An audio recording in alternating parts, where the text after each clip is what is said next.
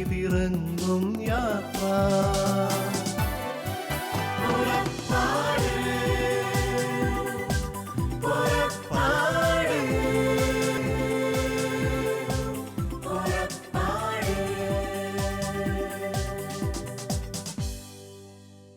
പുറപ്പാടിൻ്റെ വേറൊരു അധ്യായത്തിലേക്ക് സ്നേഹത്തോടെ ദൈവനാമത്തിൽ എല്ലാവരെയും സ്വാഗതം ചെയ്യുന്നു. നമ്മൾ കഴിഞ്ഞ എപ്പിസോഡിനകത്ത് മതമർദ്ദനങ്ങളും സഭാപിതാക്കന്മാരുടെ പഠനങ്ങളും വില കൊടുത്ത് ജീവൻ കൊടുത്ത് സഭയെ പണിതുയർത്തിയ മാർപ്പാപ്പമാരെ പറ്റിയും സ്ലീഹന്മാരുടെ ബലികളെ പറ്റിയും എല്ലാം നമ്മൾ പഠിച്ചു വരികയായിരുന്നു. നമ്മളിനി മുമ്പോട്ട് പോകുന്നത് നമുക്കറിയാം, സൂനകദോസുകൾ, കൗൺസിലുകൾ, ആരാധനാക്രമങ്ങൾ, അങ്ങനെ ഒരുപാട് കാര്യങ്ങളിലൂടെ സഞ്ചരിച്ചാണ് നമ്മൾ ഇന്ന് കാണുന്ന സഭ ഈ നിലയിൽ ഇന്ന് ഇവിടെ എത്തി നിൽക്കുന്നത്. അതിൻ്റെ വിശദാംശങ്ങൾ പറഞ്ഞു തരാനായിട്ട് സോണിയ ചേച്ചിയെയും മനോജേട്ടനെയും ഒരിക്കൽ കൂടി സ്വാഗതം ചെയ്യുന്നത്. എനിക്ക് തോന്നുന്നത് സൂനകദോസുകളെ പറ്റിയും കൗൺസിലുകളെ പറ്റിയൊക്കെ ചിന്തിക്കുന്നതിന് മുമ്പ് നമ്മൾ കഴിഞ്ഞ എപ്പിസോഡിൽ മതമർദ്ദനങ്ങളെ പറ്റി പറഞ്ഞു പോയ സമയത്ത് വളരെ പ്രധാനപ്പെട്ട ഒരു വ്യക്തിയെപ്പറ്റി നമ്മൾ ഇടയ്ക്ക് സൂചിപ്പിച്ചു, കോൺസ്റ്റാന്റിൻ ചക്രവർത്തി. അതായത് കുരിശിനെ ദർശനം കണ്ടുകൊണ്ട് യുദ്ധം ജയിക്കുകയും തുടർന്ന് ക്രിസ്തു മതത്തിനെ റോമാ സാമ്രാജ്യത്തിൻ്റെ ഔദ്യോഗിക മതമായിട്ട് പ്രഖ്യാപിക്കുകയും ചെയ്ത കോൺസ്റ്റാന്റിൻ ചക്രവർത്തി. എനിക്ക് തോന്നുന്ന കോൺസ്റ്റാന്റിൻ ചക്രവർത്തിയെപ്പറ്റി ഒന്ന് പഠിച്ചുകൊണ്ട് നമുക്ക് മുമ്പോട്ട് സൂനകദോസുകളിലേക്ക് കൗൺസിലുകളിലേക്ക് കടന്നു പോകാൻ അതായിരിക്കും കുറച്ചും കൂടി ഉത്തമമെന്ന് തോന്നുന്നു. കോൺസ്റ്റാന്റിൻ ചക്രവർത്തി നമ്മൾ നേരത്തെ കേട്ടതുപോലെ തന്നെ കോൺസ്റ്റാന്റിൻ ചക്രവർത്തി മെൽവിയൻ യുദ്ധത്തിന് പോയി കുരിശ് യുദ്ധം ധ്യാനിച്ച് ആ യുദ്ധം ജയിച്ചതിന് കഴിഞ്ഞിട്ടാണ് കോൺസ്റ്റാന്റിൻ ചക്രവർത്തി ശരിക്കും ക്രിസ്തു മതത്തിന് സ്വാതന്ത്ര്യം കൊടുത്തതെന്ന് പറയുന്നു. ഇനി കോൺസ്റ്റാന്റിൻ ചക്രവർത്തി പറയുമ്പോൾ കോൺസ്റ്റാന്റിൻ ചക്രവർത്തിയുടെ അമ്മയെ പറയാതിരിക്കാൻ പറ്റത്തില്ല. അമ്മയായ ഹെലൻ രാജ്ഞിയിലൂടെയാണ് ക്രിസ്തു മതത്തെ പറ്റിയിട്ട് കോൺസ്റ്റാന്റിൻ ചക്രവർത്തി ശരിക്കും അറിയുന്നത്. അതുവഴി തന്നെ കോൺസ്റ്റാന്റിൻ ചക്രവർത്തിന് ക്രിസ്തു മതത്തിൽ വളരെയേറെ സുഹൃത്തുക്കളും ഉണ്ടായിരുന്നു. അപ്പോൾ അവരുടെ എല്ലാം അഡ്വൈസോടെയാണ് ഈ യുദ്ധത്തിന് പോകുമ്പോഴത്തേക്ക് ഈ കുരിശിനം യാചിച്ചുകൊണ്ട് പോകാനായിട്ട് ധൈര്യമായിട്ട് ചക്രവർത്തി മുന്നോട്ട് പോയത്. പിന്നെ നമുക്കറിയാം, കോൺസ്റ്റാന്റിൻ ചക്രവർത്തിയിലൂടെയാണ് ക്രിസ്തു മതം റോമാ സാമ്രാജ്യത്തിൻ്റെ ഔദ്യോഗിക മതമായിട്ട് പ്രഖ്യാപിക്കപ്പെട്ടത്. ദൈവത്തിൻ്റെ വലിയൊരു കയ്യൊപ്പ് തന്നെയാണത്. കാരണം അത്രയേറെ സഭ പീഡിപ്പിക്കപ്പെട്ട സ്ഥലത്ത് തന്നെ ദൈവം തൻ്റെ ഇരിപ്പിടം ഉറപ്പിച്ചു. കോൺസ്റ്റാന്റിൻ ചക്രവർത്തിയെ പറ്റി നമ്മൾ ചിന്തിക്കുമ്പോൾ തന്നെ ആദ്യത്തെ സൂനകദോസ് വിളിച്ചു കൂട്ടിയതും അതേ ചക്രവർത്തി തന്നെയായിരുന്നു, അല്ലേ? അപ്പോൾ നമ്മൾ സൂനകദോസുകളെ പറ്റി ചിന്തിച്ചു തുടങ്ങുമ്പോൾ ആ ഒരു ഓർഡറിൽ ആദ്യത്തെ സൂനകദോസ് മുതൽ നമുക്ക് ചിന്തിച്ചു തുടങ്ങാം. കാരണം സൂനകദോസ് എന്നൊക്കെ പറയുന്ന വാക്കുകൾ ഒരു പക്ഷേ വെറുതെ കേട്ടിട്ടേ ഉണ്ടാവുള്ളൂ. ഈ സൂനകദോസുകൾ എന്തിനാണ്, സൂനകദോസിലൂടെ എന്താണ് സംഭവിച്ചത്, ഇത്രയും കാലങ്ങളിൽ നടന്ന അനേക സൂനകദോസുകളിലൂടെ ദൈവം വെളിപ്പെടുത്തി കൊടുത്ത പല കാര്യങ്ങളിലൂടെയാണ് സഭ വളർന്നുകൊണ്ടിരിക്കുന്നത് ഇന്നും. അപ്പോൾ സൂനകദോസുകളെ പറ്റി നമുക്കൊന്ന് കുറച്ച് സമയം ഒന്ന് ചിന്തിക്കുന്നത് നല്ലതായിരിക്കും. നമ്മളെ സൂനകദോസ് പറഞ്ഞാൽ സിനഡ് എന്നൊക്കെ പറയും. പരിശുദ്ധാത്മാവിൻ്റെ പ്രചോദനത്താൽ പരിശുദ്ധ പിതാവിൻ്റെ നേതൃത്വത്തിൽ മെത്രാന്മാരും തിരഞ്ഞെടുക്കപ്പെട്ടവരും കൂടി ചേരുന്ന ഒരു കമ്മിറ്റിയാണെങ്കിൽ ഒരു യോഗത്തിനാണ് സിനഡ് അല്ലെങ്കിൽ സൂനകദോസ് എന്ന് പറയുന്നത്. ഇവിടെ പലപ്പോഴും സഭയ്ക്കെതിരായുള്ള പാഷണ്ഡതകളുടെ ചർച്ചകൾ, അതുപോലെ തന്നെ കാനോനിക നിയമങ്ങളുടെ രൂപീകരണം, മറ്റ് അമെൻമെൻറ്റ്സ്, ഇതൊക്കെ തന്നെയാണ് നടക്കുന്നത്. ഇതുവരെ ആഗോള കത്തോലിക്ക സഭ വിളിച്ചു കൂട്ടിയത് 21 സൂനകദോസാണ്. ഇതിനെപ്പറ്റി നമ്മൾ മുന്നോട്ട് പഠിക്കുന്നുണ്ട്. ഒന്നാം സൂനകദോസ് വിളിച്ചു കൂട്ടിയത് കോൺസ്റ്റാന്റിൻ ചക്രവർത്തിക്കാട്ട് നിക്ക സൂനകദോസ് 1 AD 325 നിക്ക വിശ്വാസ പ്രമാണം നമുക്കറിയാം. നിക്ക വിശ്വാസ പ്രമാണം ഈ നിക്ക സൂനകദോസിലൂടെയാണ് കൈവന്നത്. മനോജ് പറഞ്ഞ പോലെ കോൺസ്റ്റാന്റിൻ ചക്രവർത്തിയാണ് ഈ സൂനകദോസ് വിളിച്ചു കൂട്ടിയെന്ന് പറഞ്ഞത്. അതിന് പുറകിലൊരു കാരണം കൂടെയുണ്ട്. അന്ന് നിലവിൽ വന്നിരുന്ന ആര്യൻ പാഷണ്ഡതയ്ക്ക് എതിരായിരുന്നു ഈ സൂനകദോസ് വിളിച്ചു കൂട്ടി. അന്ന് ആര്യൻ പാഷണ്ഡത ഇത്രയേ ഉള്ളൂ, ഈശോ ത്രിത്വത്തിലെ രണ്ടാമത്തെ ആളാണ്, പിതാവിന് കീഴ്പ്പെട്ടതാണെന്ന് പറഞ്ഞു. ഈശോയ്ക്കും പിതാവിനും, അത് ക്രിസ്തുവിനും പിതാവിനും ഒരേ സ്ഥാനമല്ലെന്ന് കുറേ ആൾക്കാർ പഠിപ്പിച്ചു. അതിൽ അങ്ങനെ ഉയർന്നു വന്ന ഒരു പാഷണ്ഡതയാണ് ഈ ആര്യൻ പാഷണ്ഡത എന്ന് പറയുന്നത്. അന്ന് സഭയിൽ നിലവിൽ വന്നിരുന്ന ഈ പ്രശ്നത്തിൻ്റെ പരിഹാരത്തിന് വേണ്ടിയിട്ട് കോൺസ്റ്റാന്റിൻ ചക്രവർത്തിയുടെ നേതൃത്വത്തിലാണ് ഈ നിക്കിയ സൂനകദോസ് വിളിച്ചു കൂട്ടുന്നത്. അന്ന് സഭാപിതാക്കന്മാരെല്ലാം അങ്ങോട്ട് കൂടി, നമ്മുടെ പിതാക്കന്മാരും വൈദികരും പുരോഹിതരും വേണ്ടപ്പെട്ടവരെല്ലാവരും കൂടി അവരെല്ലാവരും ചർച്ച ചെയ്തിട്ട് അവർ നിശ്ചയിച്ചു, ഇത് തെറ്റായിട്ടുള്ള ഒരു പഠനമാണ്, ക്രിസ്തുവും പിതാവും പുത്രനും പരിശുദ്ധാത്മാവും ഒരേ നിലയിലാണുള്ളത്. ഒരാൾക്ക് കീഴ്പ്പെട്ടല്ല ഇരിക്കുന്നത്. പിതാവ്, പുത്രൻ, പരിശുദ്ധാത്മാവ് ഒരേ സ്ഥാനം തന്നെയാണ് സഭയിലുള്ളതെന്ന് പഠിപ്പിച്ചു. അതാണ് നിത്യാവിശ്വാസ പ്രമാണത്തിലൂടെ നമ്മൾ പ്രഖ്യാപിക്കുന്നതും അതുതന്നെയാണ്. നമ്മളിപ്പോൾ നിക്യ സൂനകദോസിനെ പറ്റി കേൾക്കുകയായിരുന്നു. അതിനുശേഷം പിന്നീട് പല സൂനകദോസുകൾ നടന്നിട്ടുണ്ട്. അതിലൂടെ പല പല ബോധ്യങ്ങൾ പരിശുദ്ധാത്മാവ് സഭയ്ക്ക് നൽകിയിട്ടുണ്ട്. അതിലൂടെ സഭ വളർന്നുകൊണ്ടിരിക്കുന്നത്. നമ്മുടെ ഈ കാലഘട്ടത്തിൽ ഏറ്റവും അടുത്ത് നടന്ന സൂനകദോസ് ഏതാണെന്ന് ഒന്ന് പറയാമോ? 21-ാം സൂനകദോസാണ് രണ്ടാം വത്തിക്കാൻ കൗൺസിൽ എന്ന് പറയുന്നതാണ് ഈ അടുത്ത നൂറ്റാണ്ടിൽ നടന്നത്. ഇത് സഭയുടെ സൂനകദോസ് എന്ന് പറയും. കാരണം ഇതിനു മുന്നുള്ള എല്ലാ സിനഡും ഓരോ പാഷണ്ഡതകൾക്കെതിരെയും അല്ലെങ്കിൽ ഓരോ സഭയുടെ ഓരോ കാനോനിക നിയമങ്ങൾക്കെതിരായിട്ട് എന്തെങ്കിലും പ്രശ്നങ്ങൾ വരുമ്പം അത് രൂപീകരണത്തിന് വേണ്ടിയിട്ടാണ്. പക്ഷേ രണ്ടാം വത്തിക്കാൻ കൗൺസിൽ കൂടിയത് സഭയുടെ സൂനകദോസ് എന്ന് പറയും. സഭയുടെ വാതിലുകൾ സകല മക്കൾക്കും തുറന്നു കൊടുക്കണം, അല്ലെ സഭയിലേക്ക് സകലരെ ആകർഷിക്കുന്നുള്ള അടിസ്ഥാന പ്രമേയമായിട്ടാണ് രണ്ടാം വത്തിക്കാൻ സൂനകദോസ്. നമുക്കത് പിന്നീട് കാണാം. പിന്നീട് ഈ നിക്യ സൂനകദോസിന് ശേഷം വന്നതാണ് Constantinople AD 381, Ephesus 1 AD 431, കൽക്കോദോനിയ AD 451. ഇതെല്ലാം സഭയുടെ വളർച്ചയ്ക്ക് നാഴികക്കല്ലുള്ള സൂനകദോസുകളായിരുന്നു. ഒത്തിരി ആദ്യകാലങ്ങളിൽ ഈ നിക്യ സൂനകദോസ് കഴിഞ്ഞ് വന്ന 4 സൂനകദോസും സഭയുടെ ആ സമയത്ത് വളർച്ചയ്ക്ക് ആ AD 7-ാം നൂറ്റാണ്ടിന് മുന്നേ സഭയുടെ വളർച്ചയ്ക്ക് ഒത്തിരി നാഴികക്കല്ലുകളായിട്ടുള്ള സൂനകദോസുകളായിരുന്നു ഇതെല്ലാം. നമ്മൾ സൂനകദോസുകളെ പറ്റി പറയുമ്പോൾ തന്നെ അതിനിടയിൽ പലപ്പോഴും നമ്മൾ കേൾക്കുന്നതാണ് കൗൺസിലുകൾ. പലപ്പോഴും ഈ കൗൺസിലുകളും സൂനകദോസും തമ്മിലുള്ള ഒരു വ്യത്യാസം, അല്ലെങ്കിൽ ഇതിനിടയിൽ നടന്ന കൗൺസിലുകളെ പറ്റി കൂടി ചെറുതായിട്ടൊന്ന് സൂചിപ്പിച്ചു പോവുകയാണെങ്കിൽ അത് വളരെ നന്നായിരിക്കും തോന്നുന്നു. സുനോദോസ് നമ്മൾ പറഞ്ഞിരിക്കുന്ന സാർവത്രിക സുനോദോസിൻ്റെ കാര്യമാണ് നമ്മൾ ഇത്രയും നേരം പറഞ്ഞുകൊണ്ടിരുന്നത്. സാർവത്രിക സുനോദോസ് അല്ലാതെ പ്രാദേശികമായിട്ട് കൗൺസിലുകൾ സുനോദോസ് കൂടുന്നുണ്ട്. ഇടയ്ക്ക് നമ്മൾ കേൾക്കാറുണ്ട് കേരള സഭയിൽ തന്നെ ബിഷപ്പ്മാരെല്ലാം കൂടെ സിനഡ് കൂടി എന്ന് പറയും. അതൊരു പ്രാദേശിക സഭയോ ഒരു പ്രാദേശികമായിട്ടുള്ള ഒരു സ്ഥലത്തിന് വേണ്ടിയിട്ട് മാത്രം കൂടുന്ന ഒരു ചെറിയൊരു കൗൺസിൽ, ഒരു ചെറിയൊരു സിനഡാണ് ഈ പ്രാദേശിക സിനഡുകൾ. ആ സിനഡുകളിൽ വരുന്ന തീരുമാനങ്ങൾ ആ സഭയ്ക്ക് വേണ്ടിയിട്ടോ ആ പ്രദേശത്തിന് വേണ്ടിയിട്ടുള്ള മാറ്റമായിരിക്കും. പക്ഷേ സാർവത്രിക സിനഡോസിൽ എടുക്കുന്ന എല്ലാ തീരുമാനങ്ങളും സാർവത്രിക കത്തോലിക്ക സഭയെ സംബന്ധിച്ചുള്ള തീരുമാനങ്ങളായിരിക്കും അവിടെ എടുക്കുന്നത്. അതാണ് ഈ കൗൺസിലും ഈ സാർവത്രിക സിനഡോസും തമ്മിലുള്ള വ്യത്യാസം എന്ന് പറയുന്നത്. മറ്റ് ജനറൽ കൗൺസിൽ എന്നറിയപ്പെടുന്നതാണ് സാർവത്രിക സിനഡോസ് എന്ന് പറയുന്നത്. ഇത് ഓരോ പ്രദേശത്ത് കൂടുന്നതാണ് ചെറിയ കൗൺസിൽസ് എന്ന് പറയുന്നത്. അത് ഒരു കൗൺസിൽ വേണമെങ്കിൽ നമുക്ക് നമ്മുടെ അറിവിന് വേണ്ടി എടുക്കാം. റോമൻ കൗൺസിൽ AD 382 റോമാ നഗരത്തിൽ കൂടിയ കൗൺസിലാണ്. ദമാസൂസ് 1-ാം മാർപ്പാപ്പയുടെ കാലഘട്ടത്തിലായിരുന്നു ഈ റോമൻ കൗൺസിൽ കൂടിയത്. അതിൻ്റെ പ്രത്യേകത ഇതായിരുന്നു, തിരുവഴുത്തിലെ കാനോനികത എന്ന ഒരു ഡിക്ലറേഷൻ അന്ന് പുറപ്പെടുവിച്ചു. ആ ഡിക്ലറേഷൻ ഇത്രയും ഉണ്ടായിരുന്നുള്ളൂ: നമ്മൾ ഇന്ന് കാണുന്ന വേദപുസ്തകത്തിലെ ഗ്രന്ഥങ്ങളുടെ കാനോനികമായിട്ടുള്ള ഒരു പട്ടിക അന്നാണ് പ്രസിദ്ധീകരിച്ചത്. ബൈബിൾ അന്നേ ഉണ്ടായിരുന്നു, നമ്മൾ കാണുന്ന രീതിയിലുള്ള എല്ലാ പുസ്തകങ്ങളും ഉണ്ടായിരുന്നു. പക്ഷെ കാനോനികമായിട്ടുള്ള ഒരു ഒഫീഷ്യൽ ആയിട്ടുള്ള ഒരു ലിസ്റ്റ് ഇല്ലായിരുന്നു. ആ ലിസ്റ്റ് പുറപ്പെടുവിച്ചത് ഈ റോമൻ കൗൺസിൽ 382 ദമാസൂസ് 1-ാം മാർപ്പാപ്പ വഴിയാണ്. നമ്മൾ അടുത്തായിട്ട് പോകുന്നത് സഭയുടെ ഘടനയിലോട്ടാണ് പോകുന്നത്. സഭയുടെ ഘടനയിലേക്ക് പോകുന്നതിന് മുന്നേ സോണി പറഞ്ഞതിനെ പറ്റി എനിക്ക് നമ്മൾ ഈ സൂനകദോസിനെ പറ്റി പറയുമ്പോൾ അല്ലെങ്കിൽ സിനഡിനെ പറ്റി മുന്നോട്ട് നമ്മൾ കാണുന്നുണ്ട്. എങ്കിലും നമ്മൾ ചിലപ്പോഴൊക്കെ പത്രങ്ങളിലൊക്കെ കാണും സീറോ മലബാർ സിനഡ് കൂടി, അല്ലെങ്കിൽ ലാറ്റിൻ സഭ അവരുടെ സിനഡ്. ഇത് ഓരോ പ്രാദേശിക സഭയെ സംബന്ധിക്കുന്നതാണ്. അതായത് ആഗോള കത്തോലിക്ക സഭയിൽ നിൽക്കുന്ന 21 സൂനകദോസ് മാത്രമേ ഇതിൽ കൂടിയിട്ടുള്ളൂ. അതായത് സാർവത്രിക സഭയെ സംബന്ധിക്കുന്നത്. മറ്റേത് പ്രാദേശികമായിട്ട് കൂടുന്നത് അതാത് പ്രദേശത്തിൻ്റെ സംബന്ധിച്ചുള്ള കാര്യങ്ങൾ തീരുമാനമെടുക്കുവാനും അതിനുള്ള എന്തെങ്കിലും അമെൻമെൻറ്റ്സിനുണ്ട്. നമുക്കടുത്ത് സഭയുടെ ഘടനയിലേക്ക് പോവാം. നമ്മൾ ഇന്ന് കാണുന്ന ഈ ഘടന പണ്ട് 2000 വർഷങ്ങൾക്ക് മുന്നേ ഉണ്ടായിരുന്നതായിരുന്നു. ഇപ്പം നമുക്കറിയാം, ഒന്ന് ഇടവക, നമ്മൾ പാരീഷ് അല്ലെങ്കിൽ പാരോയിക് എന്ന ഗ്രീക്ക് പദത്വം, അതിൻ്റെ അർത്ഥം എന്ന് പറയുന്നത് നമുക്കറിയാം തീർത്ഥാടകരുടെ സമൂഹം, ദൈവഭവനത്തോട് അടുത്തിരിക്കുന്നവർ. അപ്പോൾ ഞാൻ ഇന്ന് പറയുക, ഞാൻ മിത്രകരിപ്പള്ളി ഇടവക്കാരനെന്ന് പറയുമ്പോൾ ഞാൻ ആ ദൈവഭവനത്തോട് ചേർന്നിരിക്കുന്ന, അല്ല ഞാൻ സെൻറ്റ് മേരീസ് പള്ളിയിലെ ഇടവകയാണെന്ന് പറയുമ്പോഴത്തേക്കും സെൻറ്റ് മേരീസ് പള്ളിയുടെ എന്ന ദൈവഭവനത്തോട് അടുത്തിരിക്കുന്നവരാണ്.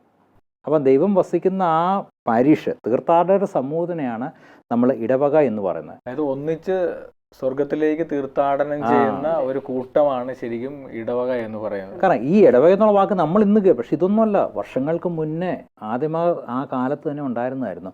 പിന്നീട് രൂപത, പ്രൊവിൻസ്, പല ഇടവകൾ ചേർന്ന് രൂപതകൾ. നമ്മൾക്ക് പറയാം മെത്രാന്മാർ സാധാരണ താമസിക്കുന്ന സ്ഥലത്തെയാണ് നമ്മൾ രൂപത എന്ന് പറയുന്നത്. ഇപ്പം ഞാൻ ചങ്ങനാശ്ശേരി എന്നുള്ളതിന് ചങ്ങനാശ്ശേരി ഡയോസിസ് എന്ന് പറയും. കാരണം മെത്രാൻ താമസിക്കുന്ന ആ സ്ഥലത്ത് മിക്കവാറും നമുക്ക് എല്ലായിടത്തും അതാ മെത്രാൻ എവിടെ ഏത് ഏരിയ താമസിക്കുന്നോ ആ സ്ഥലത്താണ് നമ്മൾ രൂപതയെന്ന് പറയുന്നത്.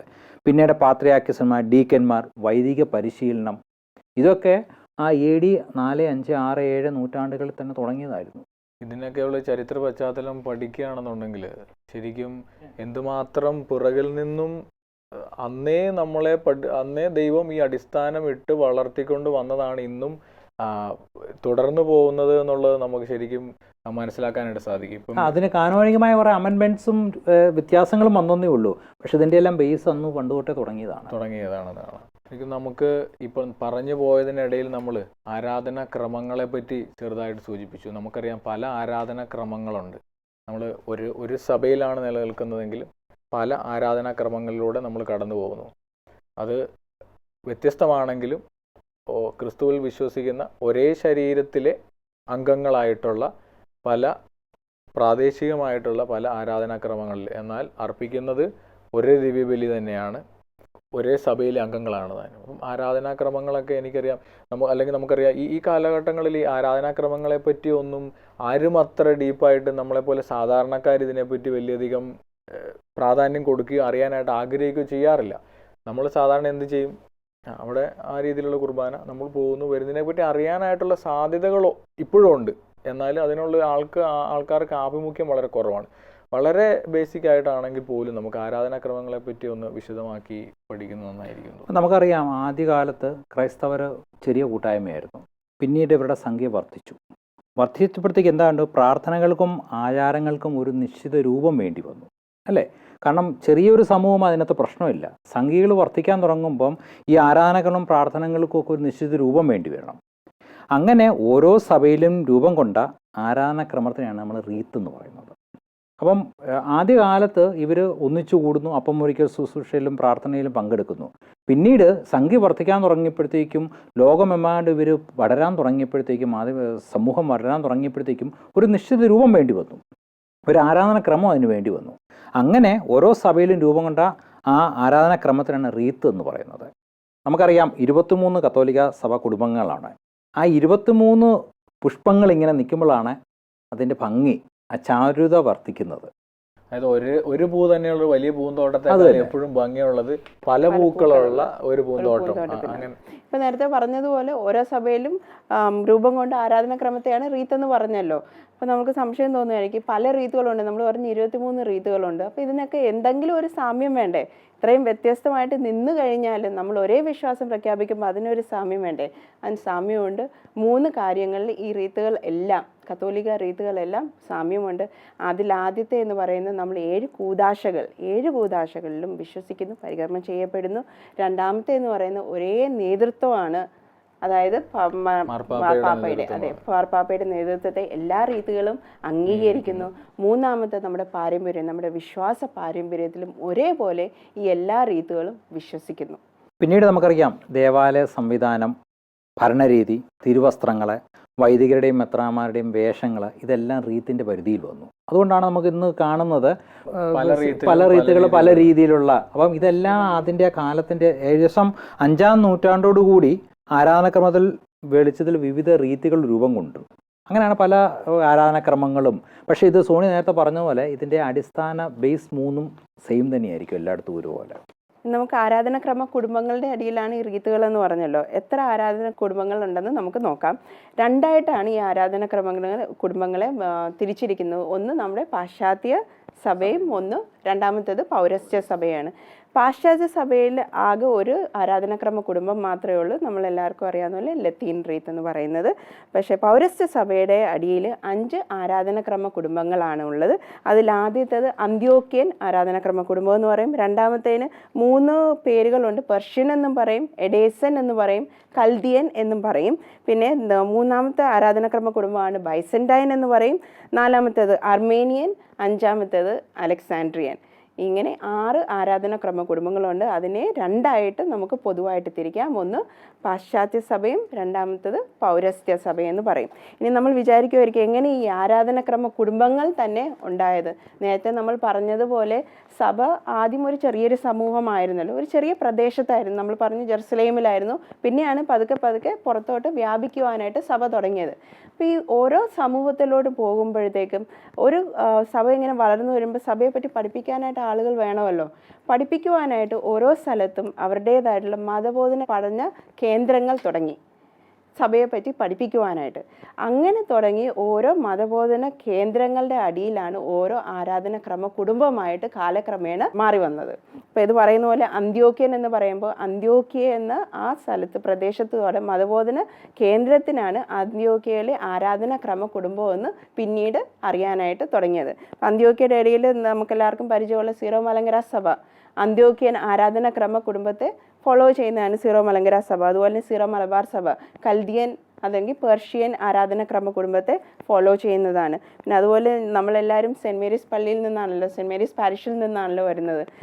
ഏറ്റവും വലിയൊരു ഭാഗ്യമാണ് ശരിക്കും പറഞ്ഞു കഴിഞ്ഞാൽ. കാരണം ശരിക്കും ഒരു സഭയുടെ സാർവത്രികത നമുക്ക് സെന്റ് മേരീസ് പള്ളി കാണാം. ഈ പാരിഷിൽ ചെന്നതിനായിട്ട്. കാരണം പല രാജ്യങ്ങളിൽ നിന്നും പല റീത്തുകളിൽ നിന്നും വരുന്ന പല ഭാഷകൾ സംസാരിക്കുന്നവർ എല്ലാവരും കൂടെ ഒന്നിച്ചു കൂടിയെന്ന് ഒരേ ദൈവത്തെ ഒരേ വിശുദ്ധ കുർബാനയിൽ നിന്ന് കൈക്കൊള്ളുന്നത് ശരിക്കും സഭയുടെ സാർവത്രികത നമുക്ക് അവിടെ നിന്നും നമ്മൾ നേരത്തെ പറഞ്ഞില്ലേ സ്വർഗത്തിന്റെ മുന്നാസ്വാദനം എന്ന്. ആ മുന്നാസ്വാദനം ഞങ്ങളിപ്പോൾ സെന്റ് മേരീസ് ദേവാലയത്തിൽ കാണുന്നത്. കാരണം പല ഭാഷയിൽ സംസാരിക്കുന്നവർ എല്ലാവരും ഒരുപോലെ ഹല്ലേലൂയ പാടുമ്പോഴത്തേക്കും അത് തന്നെ ആ സ്വർഗത്തിന്റെ ഒരു മുന്നാസ്വാദനം നമ്മളിവിടെ കാണുന്ന സഭയിൽ കൂടെ കാണുന്നത്. അതുപോലെ നമ്മൾ മുമ്പേ പറഞ്ഞ ആ ഒരു പൂന്തോട്ടവും അത് തന്നെ പല പൂക്കൾ ചേർന്ന പല സഭകൾ ചേർന്ന് പല റീതികൾ ചേർന്ന് ഒന്നിച്ച് ഒരേ മനോഹര പോലെ. ഏറ്റവും ഉദാഹരണം പറയുകയാണെങ്കിൽ സെന്റ് മേരീസ് ദേവാലയമൊക്കെയാണ് ദുബായിലെ. കാരണം നമുക്കിപ്പം വർഷങ്ങളായിട്ട് കണ്ട് വർഷങ്ങളെ അനുഭവിക്കുന്ന ഒരു ആസ്വാദനമാണ്. മാത്രമല്ല ലോകത്തിലെ ഏറ്റവും വലിയൊരു കത്തോലിക്ക അതുപോലെ തന്നെ എനിക്കൊന്ന് ബലിയർപ്പണം തന്നെ നടക്കുന്നത് പല റീതികളിലുള്ള ബലിയർപ്പണം ഒരേ സമയത്ത് ആ ഒരു ദേവാലയത്തിൽ തന്നെ നടക്കുന്നു എന്നുള്ളത് അതൊക്കെ ഒരു ശരിക്കും ഒരു അനുഭവം തന്നെയാണ്. ഇപ്പം ഞാൻ നാട്ടിലായിരിക്കുകയാണെങ്കിൽ നമുക്ക് ചിലപ്പോൾ അതിൻ്റേതായിട്ടുള്ള പരിമിതികളുണ്ടായിരിക്കാം. നമ്മൾ നമ്മുടെ ഇടവകയിൽ മാത്രമേ പോകുകയുള്ളായിരിക്കും. പക്ഷേ ഈ ഒരു ഇടവകയിൽ നിന്ന് തന്നെ പല റീതികളുടെയും ബലിയർപ്പണത്തിൽ നമുക്ക് പങ്കെടുക്കുവാനായിട്ട് സാധിക്കുന്നു. പല ഭാഷയിലുള്ളത് മിക്കവാറും നമ്മുടെ ഓരോ കുർബാന നടക്കുമ്പോൾ അങ്ങേ സൈഡിലെ ചാപ്പലിന്റെ അവിടെ വേറൊരു കുർബാനയും കൂടെ കാണും. അപ്പം 2 കുർബാനകള് 2 ക്രമത്തില് ഒരേപോലെ നടക്കുവാണ്. അപ്പം ഭാഷകൾ എന്തായാലും പ്രദേശം എന്തായാലും ക്രിസ്തുവിന്റെ ബലിയാണ് അർപ്പിക്കപ്പെടുന്നത്, അവിടുത്തെ കൂദാശകളാണ് പരികർമ്മം ചെയ്യപ്പെടുന്നത് എന്നുള്ള. അതുപോലെ തന്നെ ഒരു ഇടയന്റെ കീഴിലാണ് ഇവരെല്ലാവരും വരുന്നത് എന്നുള്ള ഒരു അതാണ് ശരിക്കും ഇതിലൂടെ നമ്മൾ മനസ്സിലാക്കിയിട്ടുണ്ട് വ്യത്യസ്തതയുടെ ഒരു മനോഹാരിത. അതിന്റെ ഏറ്റവും ഉദാഹരണമായിട്ട് നമുക്ക് സെന്റ് മേരീസ് ദേവാലയം തന്നെ എടുക്കാം. പുറത്തോട്ട് പോകേണ്ട കാര്യമില്ല. നമ്മുടെ എല്ലാവിധ കാര്യങ്ങളും ഒരേ കുടക്കീഴിലാണെങ്കിൽ ആ ഒരു പള്ളിക്കകത്ത് തന്നെ നടക്കുകയാണ്. ഏറ്റവും വലിയൊരു അത്ഭുതം തന്നെ അത് തന്നെ. ഇപ്പോൾ പറയുകയാണെങ്കിൽ നമ്മുടെ അവിടെ അറബിക് മാസം നടക്കുന്നുണ്ട്. അപ്പോൾ അവിടുത്തെ അച്ഛൻ പറയുന്നത് ഞങ്ങൾ ഒരു അറബിക് മാസം നടക്കുന്നത് അവരുടെ പിന്നെ മരണൈറ്റ് രീതിയിലാണ് അവരവിടെ നടക്കുന്നത്. പക്ഷെ മരണൈറ്റ് രീതി മാത്രമല്ല അവരവരുടെ കോപ്റ്റിക് രീതിയിലുള്ള ചില പ്രാർത്ഥനകളും കൂടെ കടമെടുത്തുകൊണ്ടാണ് അവർ ആ കുർബാന അവർ നടത്തുന്നത്. ശരിക്കും ഒരു അനുഭവമാണ്. അവിടെ പോയി കഴിഞ്ഞാൽ പല രീതികളിലുള്ള കുർബാനകൾ നമുക്ക് പഠിക്കുവാനായിട്ട് സാധിക്കുന്നുണ്ട്. അതുപോലെ തന്നെ യുക്രൈനിയൻ മാസ് സെൻറ്റ് മേരീസ് പള്ളിയിൽ നടക്കുന്നുണ്ട്. ബൈസൻറ്റൈൻ മാസ് നടക്കുന്നുണ്ട്. നമ്മൾ ഇതുവരെ സൂനകദോസുകൾ, ആരാധനാക്രമ കുടുംബങ്ങൾ, സഭാപിതാക്കന്മാർ, അങ്ങനെ അനേക കാര്യങ്ങളിലൂടെ നമ്മൾ വളരെ ചെറിയ രീതിയിൽ മാത്രമേ അതിനെയൊക്കെ സ്പർശിച്ചു പോകുന്നുള്ളൂ അല്ലേ. നമ്മളിതിനെയൊക്കെ ആഴങ്ങളിലേക്ക് പഠിക്കാനാണെങ്കിൽ ഇനിയും അനേക സമയം നമുക്ക് ഒത്തിരി പഠിക്കാനുണ്ട്. ഇതിനൊക്കെ മനസ്സിലാകുന്ന ഒന്നുണ്ട്. 2019 വർഷങ്ങളായിട്ട് സഭ ഇന്നും നിലനിന്ന് പോകുന്നു. നമുക്ക് ലോകചരിത്രം തന്നെ നമ്മൾ എടുത്തു നോക്കുകയാണെങ്കിൽ അനേക സാമ്രാജ്യങ്ങളെപ്പറ്റി നമ്മൾ കേട്ടിട്ടുണ്ട്. ബാബിലോണിയൻ സാമ്രാജ്യം, പേർഷ്യൻ സാമ്രാജ്യം, അങ്ങനെ ഒരുപാട് സാമ്രാജ്യങ്ങൾ. നമ്മൾ നമുക്കൊക്കെ നേരിട്ടറിയാവുന്ന ബ്രിട്ടീഷ് സാമ്രാജ്യം പോലുള്ള സാമ്രാജ്യങ്ങൾ ലോകചരിത്രത്തിൽ തന്നെ. പക്ഷെ അതൊക്കെ വളരെ കുറഞ്ഞ നാളുകൾക്കുള്ളിൽ അത് വളരെ ശക്തി പ്രാപിക്കുകയും ഒരിക്കലും റോമ സാമ്രാജ്യം തന്നെ നമുക്ക് എടുക്കാം, ഒരിക്കലും അവസാനിക്കില്ല എന്ന് വിചാരിക്കുകയും ചെയ്ത ഈ സാമ്രാജ്യങ്ങളൊക്കെ ഒരു ചുരുങ്ങിയ കാലഘട്ടം കൊണ്ടത് അവസാനിച്ചു പോയിട്ടുണ്ട്. എന്നാൽ കത്തോലിക്ക സഭ കഴിഞ്ഞ 2019 വർഷങ്ങളായിട്ട് ഇന്നും ഒരുപാട് പ്രതികൂല സാഹചര്യങ്ങൾ, ഒരുപാട് പ്രതികൂല സാഹചര്യങ്ങളിലൂടെയാണ് സഭ മുമ്പോട്ട് പോയത്. സഭയെ നശിപ്പിക്കാനായിട്ട് ഒരുപാട് സന്ദർഭങ്ങൾ ഉണ്ടായിട്ടുണ്ട്. സഭയ്ക്കെതിരെ അന്നും ഇന്നും ഒരുപാട് ആക്രമണങ്ങൾ വന്നുകൊണ്ടേയിരിക്കുന്നു. എങ്കിലും നിലനിന്ന് പോകുന്നത് നമ്മൾ ഈ പഠനത്തിൻ്റെ എല്ലാ ഇടയിൽ നമുക്ക് കിട്ടുന്നൊരു വലിയ വെളിച്ചമാണത്.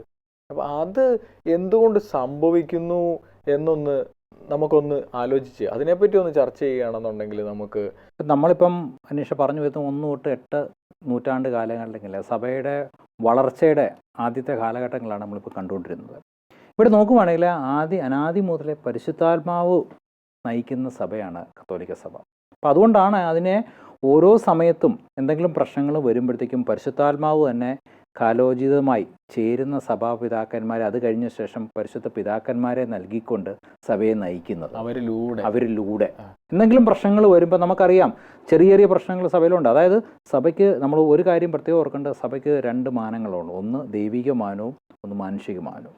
അപ്പോൾ മാനുഷിക മാനത്തിൽ സഭയെ നമ്മൾ നേരത്തെ പഠിച്ചു. സഭയെന്ന് പറയുന്നത് ഓരോ സ്ഥലത്തും രൂപം കൊള്ളുന്ന ആ പ്രാദേശിക സാംസ്കാരിക മത പശ്ചാത്തലങ്ങൾ ഉൾക്കൊള്ളുന്നതാണ് സഭ. സഭയെന്ന് പറഞ്ഞാൽ ഇന്നിവിടെ ജീവിക്കുന്ന നമ്മളെല്ലാവരും കൂടെ കൂടുന്ന. അപ്പം ഇതിന് മാനുഷികമായ വശകത്തോട് നോക്കുകയാണെങ്കിൽ ചില സമയത്ത് ചില പ്രശ്നങ്ങൾ ഉണ്ടാകാറുണ്ട്. പക്ഷേ ദൈവിക മാനം, ദൈവം പരിശുദ്ധാത്മാവ് നയിക്കുന്നത് കൊണ്ട് ഇതിന് എപ്പോഴും ആ ഒരു വളർച്ച, ഈ മാനുഷിക മാനങ്ങളൊക്കെ എപ്പോഴും മാഞ്ഞു പോകത്തേ ഉള്ളൂ. പരിശുദ്ധാത്മാവ് നയിക്കുന്നുകൊണ്ട് തക്ക സമയത്ത് ഓരോ പരിശുദ്ധ പിതാക്കന്മാരെ നൽകിക്കൊണ്ട് സഭ ഇങ്ങനെ ജൈത്രയാത്ര തുടരുകയാണ്. ഏകദേശം ഈ ലോകത്തിൻ്റെ 35% അങ്ങ് കവർന്ന് കിടന്ന് സഭയ്ക്ക് ഒരിക്കലും നമുക്കറിയാം, ഇന്ന് മീഡിയയിലൊക്കെ പല പ്രശ്നങ്ങളൊക്കെ കാണുന്നുണ്ട്. അതൊന്നും വലിയ പ്രശ്നങ്ങളല്ല ഇന്ന് സഭയെ സംബന്ധിക്കുന്നത്.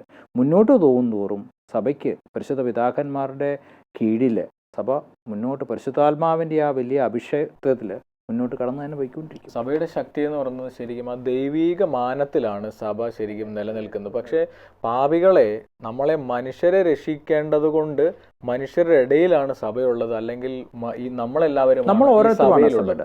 നമ്മളെ മാറ്റി നിർത്തിക്കൊണ്ട്, പാപികളെ മാറ്റി നിർത്തിക്കൊണ്ട് ഒരിക്കലും സഭയ്ക്ക് മുമ്പോട്ട് പോകാൻ, ആ പാപികളെ രക്ഷിക്കേണ്ടത് കൊണ്ട് ആ പാപികളെയും കൂടി ചേർത്ത് വെച്ചുകൊണ്ട് സഭ പരിശുദ്ധാത്മ മുമ്പോട്ട് പോകുന്നതുകൊണ്ട് ആ മനുഷ്യന് ദൗർബല്യങ്ങളും വീഴ്ചകളും ഇടയ്ക്ക് സംഭവിക്കുകയും ചെയ്യുന്നു. പക്ഷേ ദൈവീക മാനം അതിനെ എപ്പോഴും ശക്തിപ്പെടുത്തുകയും വേണ്ട സമയങ്ങളിൽ അതിൽ ഇടപെടുകയും, അങ്ങനെയാണ് ഇത് വീണുപോയ സാമ്രാജ്യങ്ങളെ തട്ടിച്ചു നോക്കുമ്പോൾ ഇന്നും 2019 വർഷങ്ങളായിട്ട് ഇത് അല്ലെങ്കിൽ ഇതിന് തടസ്സം കൂടാതെ മുമ്പോട്ട് അനേകരിലേക്ക് ഈശോയെ പകർന്നു കൊടുത്തുകൊണ്ട് ഇത് മുമ്പോട്ട് പോകുന്നതിന് കാരണം എന്ന് പറയുന്നത് മനോജേട്ടൻ പറഞ്ഞ ആ ഒരു ദൈവീക മാനമാണ്. ദൈവിക മാനം എന്ന് പറഞ്ഞാൽ പരിശുദ്ധാത്മാവിൻ്റെ ഒരു ജ്ഞാനവും പരിശുദ്ധാത്മാവിൻ്റെ ലീഡർഷിപ്പ് എന്ന് വേണമെങ്കിൽ നമുക്ക് പറയാം, അല്ലേ? നമ്മളതിൻ്റെ ഒരു മനുഷ്യവശങ്ങൾ കാണുമ്പോൾ നമുക്ക് കുറവുകൾ കാണുന്നെങ്കിലും ഇതിന് ദൈവീക വശം നമ്മൾ കാണുകയാണെങ്കിൽ ആ കുറവുകളെയൊക്കെ വിജയിക്കുന്ന, എല്ലാ ദൗർബല്യങ്ങളെയും ദൈവത്തിൻ്റെ കൃപയിലൂടെ അതിജീവിക്കുന്ന ഒരു വളർച്ചയാണ് സഭയിൽ അടിസ്ഥാനപരമായിട്ടും ശരിക്കും സംഭവിക്കുന്നതെന്ന് നമുക്ക് മനസ്സിലാക്കാനായിട്ട് സാധിക്കും. അതുപോലെ തന്നെ എനിക്ക് തോന്നുന്നു നമ്മൾ കഴിഞ്ഞ കുറേ എപ്പിസോഡുകൾ നമ്മൾ ഒരുപാട് കാര്യങ്ങൾ ചിന്തിച്ചു. അവയെ ഒന്ന് റീക്യാപ്പ് ചെയ്യുകയാണെങ്കിൽ കണ്ടുകൊണ്ടിരിക്കുന്ന പ്രേക്ഷകർക്ക് അതിനെ ഒന്ന് സമ്മറൈസ് ചെയ്തുകൊണ്ട് വരുന്ന എപ്പിസോഡിലേക്ക് കടന്നു പോകാനായിട്ട് വളരെ എളുപ്പമായിരിക്കും എന്ന് തോന്നുന്നു. നമ്മൾ ആദ്യം കണ്ടത് പഴയ നിയമത്തിലേക്ക് നമ്മൾ സഭ എന്താണെന്ന് പഠിക്കുകയാണ് ചെയ്തത്. പിന്നെ അബ്രാഹത്തിനെ കണ്ടു, ഇസ്ഹാക്കിനെ കണ്ടു, യാക്കോബിനെ കണ്ടു, 12 ഗോത്രങ്ങളെ കണ്ടു. പിന്നീട് മോശയുടെ തിരഞ്ഞെടുപ്പിനെ കണ്ടു, ഇസ്രായേൽ ജനത്തിനെ കണ്ടു. അവിടെയെല്ലാം തൻ്റെ സ്വന്തം തിരഞ്ഞെടുക്കപ്പെട്ട ജനത്തെയാണ് നമ്മൾ തന്നെ കാണുന്നത്. പിന്നെ നമ്മൾ പുതിയ നിയമത്തിലേക്ക് വരുന്നു. പുതിയ നിയമത്തിലേക്ക് ഒരു സാർവത്രിക രക്ഷയായിട്ട് ക്രിസ്തു ഈ ഭൂമിയിൽ മനുഷ്യപുത്രനായിട്ട് അവതരിക്കുന്നു. പിന്നീട് നമ്മൾ മുന്നോട്ട് പോകുമ്പോൾ പെന്തക്കോസ്ത അനുഭവങ്ങൾ കണ്ടു. ആ ആദിമ സഭ എങ്ങനെ രൂപം കൊള്ളുന്നതായിട്ട് കണ്ടു. പേടിച്ചരണ്ട ശിഷ്യന്മാരുടെ മേലോ പരിശുദ്ധമാൾ വന്നു കഴിയുമ്പോഴത്തേക്ക് അവർ ലോകമെങ്ങും പോയി സുവിശേഷം പ്രസംഗിക്കാനുള്ള വലിയ ശക്തി ആർജിക്കുന്നു. പിന്നീട് അവർ രക്തസാക്ഷ്യം വഹിക്കുന്നു. പിന്നീട് നമ്മൾ മുന്നോട്ട് പോകുമ്പോൾ നമ്മൾ കണ്ടു മതമർദ്ദനങ്ങൾ, ഒത്തിരി ആയിരങ്ങൾ രക്തസാക്ഷികളായിട്ട് തീരുന്നു. പിന്നീട് നമുക്കറിയാം സഭാപിതാക്കന്മാർ, അപ്പസ്തോലിക പിതാക്കന്മാരൊക്കെ നമ്മൾ കാണുന്നുണ്ട്. കാരണം നമ്മൾ കണ്ടു ആദ്യം 33 മാർപ്പാപ്പന്മാരോടും അവിടെ രക്തസാക്ഷ്യം വഹിക്കുന്നതായിട്ട് നമ്മൾ കാണുന്നുണ്ട്. പിന്നെ നമ്മൾ ഡിഡാക്കെപ്പറ്റി കണ്ടു, അപ്പസ്തോലന്മാരുടെ പ്രബോധനങ്ങളെപ്പറ്റി പഠിച്ചു, സഭയുടെ ഘടനയെപ്പറ്റി നമ്മൾ കണ്ടു, ആരാധനകർമ്മ കുടുംബങ്ങളെ കണ്ടു.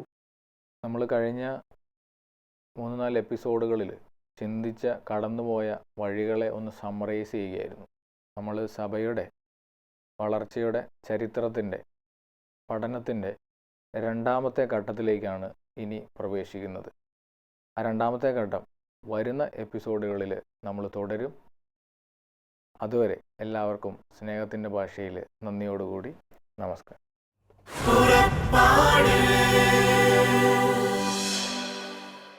ഈ പ്രോഗ്രാമിനെ കുറിച്ചുള്ള നിങ്ങളുടെ വിലയേറിയ അഭിപ്രായങ്ങളും നിർദ്ദേശങ്ങളും ഇമെയിലിലൂടെ ഞങ്ങളെ അറിയിക്കുക. purappadu.uae@gmail.com.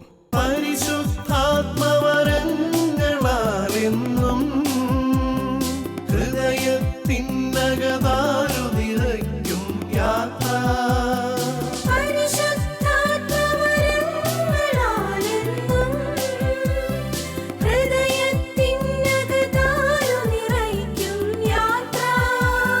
മേഘത്തണലായി അഗ്നിനാളം